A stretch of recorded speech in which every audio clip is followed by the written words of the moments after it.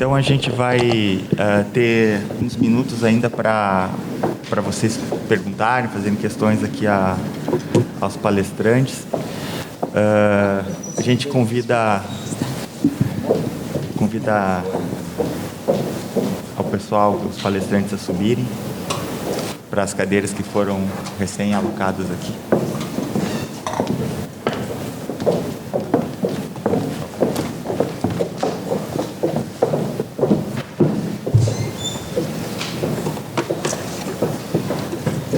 A gente tem o microfone aqui, né? Para fazer perguntas. Isso. Você quer ficar fazendo o quê?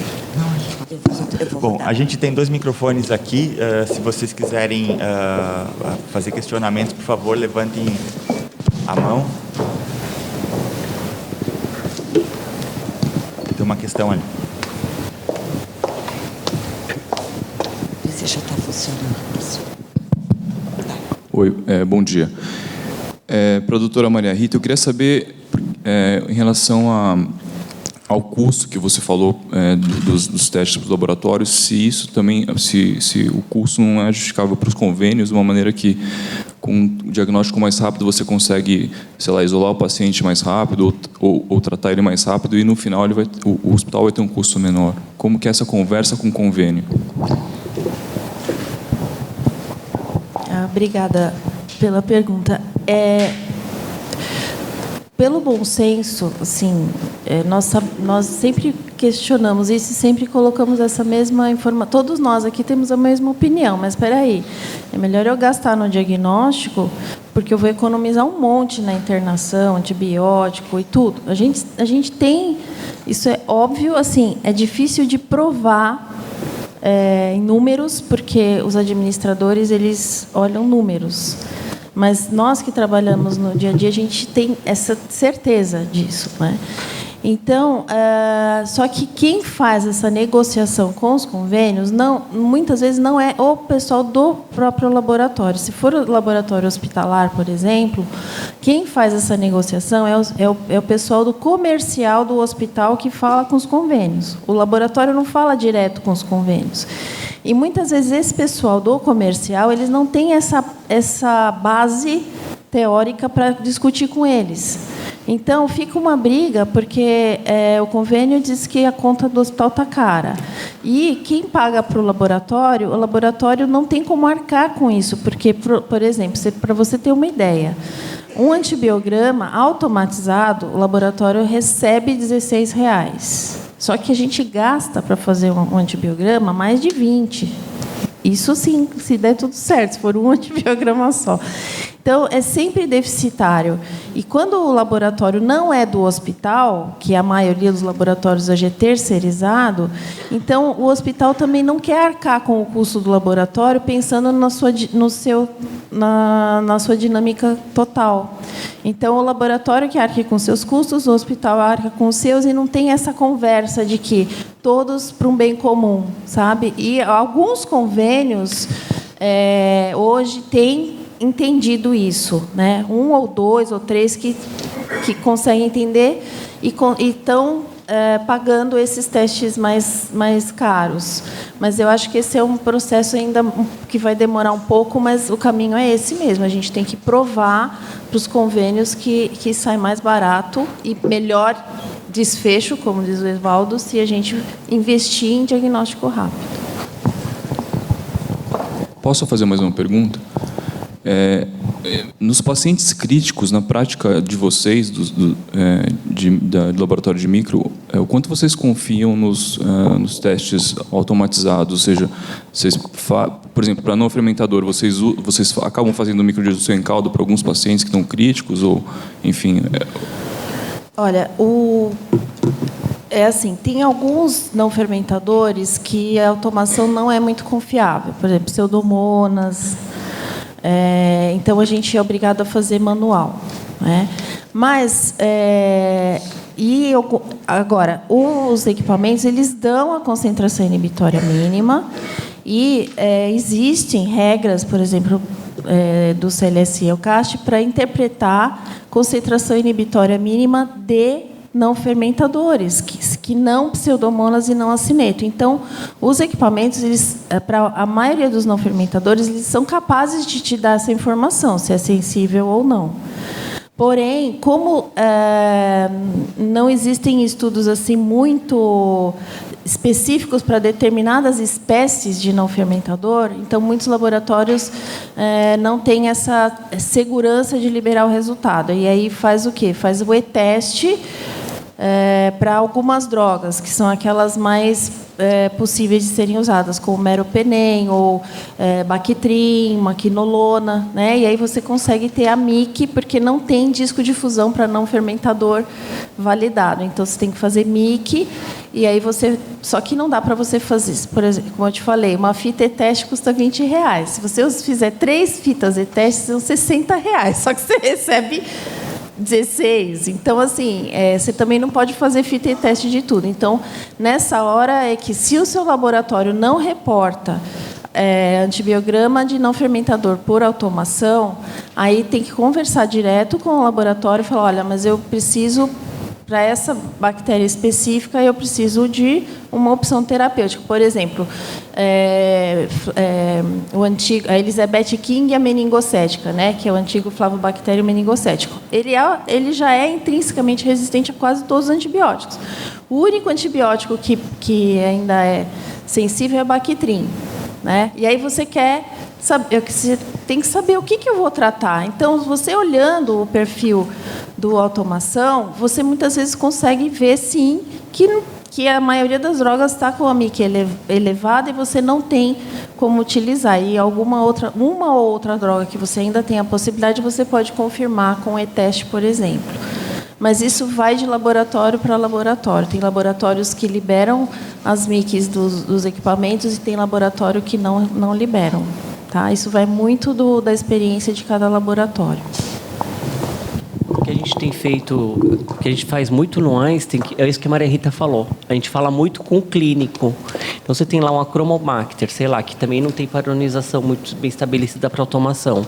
Aí, com que você pretende tratar o seu paciente e o que ele está usando? Também não adianta eu fazer 10 e-testes e ele não vai usar, né, não vai usar os 10. Então, a gente faz direcionado. Então, assim, você vai usar um pipetazo, você vai lá usar uma ceftazidima. Então, a gente testa e faz especificamente o e-teste para a ceftazidima. Mas, para isso, você tem que ter o contato do laboratório com o médico. Por isso que é importante, né? Você até racionaliza recurso do laboratório para não ficar testando o que ele nunca vai usar. Só fazer uma pergunta para vocês, mas acho que é mais ou menos na linha do que vocês já têm comentado. Eu não sei como é a maioria da plateia aqui, se são de intensivistas ou de infecto, imagino que seja um infecto, né? Eu sou intensivista. E a sensação que a gente tem da percepção da maioria dos intensivistas é de que realmente o stewardship, a pessoa do stewardship chega como... você falou do mordomo, né? Não, ele não chega como mordomo, ele chega como um xerife na UTI. Ou então você tem a estratificação de risco, diagnóstico, terapia e prevenção, mas parece que ele chega direto na terapia. Eu vou, de alguma forma, modular a terapia, o que é importante. De que jeito que isso podia ser mudado? Será que, de repente, essa ideia que você falou, Evaldo, de o infecto estar na UTI, de o infecto passar a visita, até do microbiologista estar junto, do mesmo jeito que a gente trouxe farmacêutico para a UTI passar a visita e melhorou demais, será que não pode ser esse o caminho? Então, eu agradeço a pergunta, porque dá a oportunidade de dizer isso. É assim que eu acredito. Eu até conversava outro dia com a Maria Rita no HC. Microbiologia está ficando cada vez mais complicado e tem que ser um microbiologista clínico. Eu acho que o microbiologista tem que estar junto com a gente, né? Porque são muitos detalhes, a interpretação é cada vez mais complexa, né?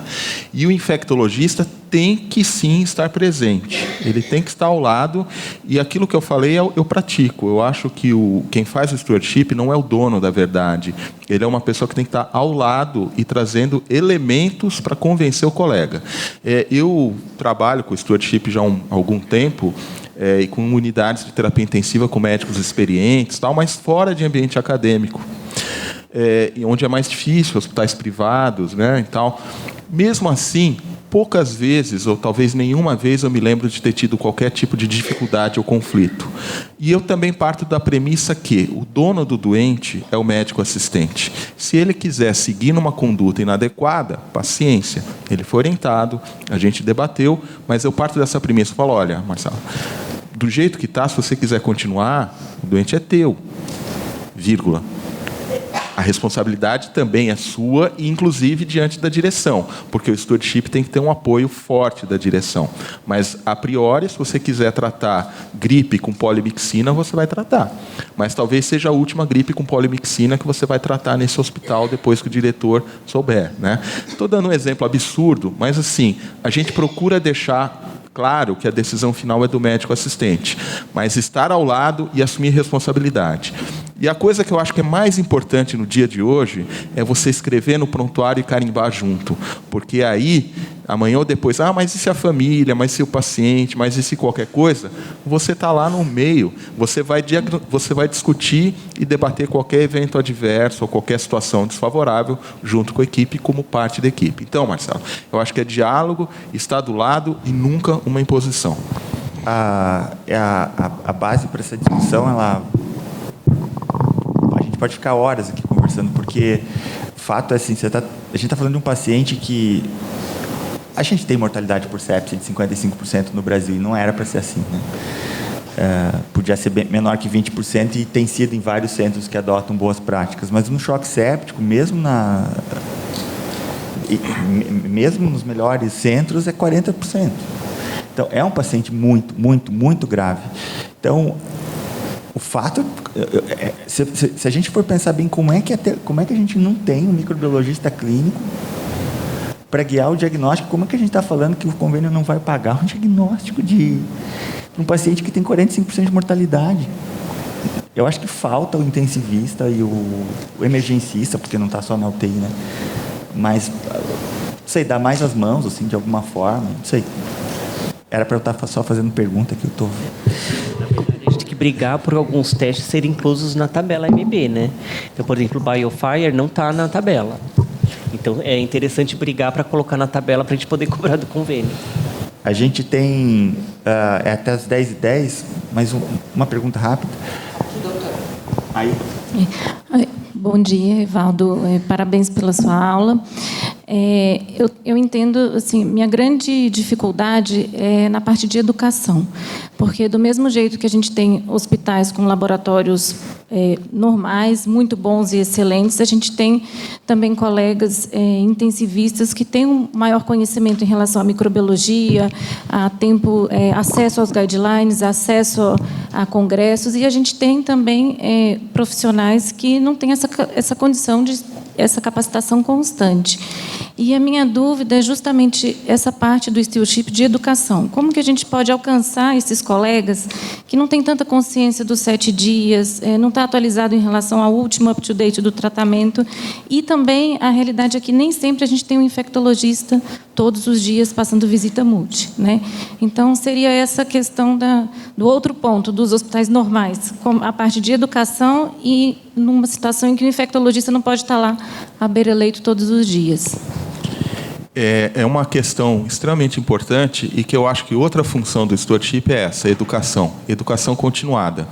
Porque se você tem um infectologista presente, quando ele discute pela 10ª vez uma situação semelhante, o próprio colega ele já está fazendo. Então, é uma prática que a gente observa. Você começa um programa de stewardship, você tem muito problema no começo e, no final, o teu time de UTI, os colegas aos quais você está ligado, eles já tiveram um aprendizado e eles vão chegar, já fiz isso, já fiz aquilo, já tal. Então, essa é uma situação ideal. Então, a educação no dia a dia, no trabalho.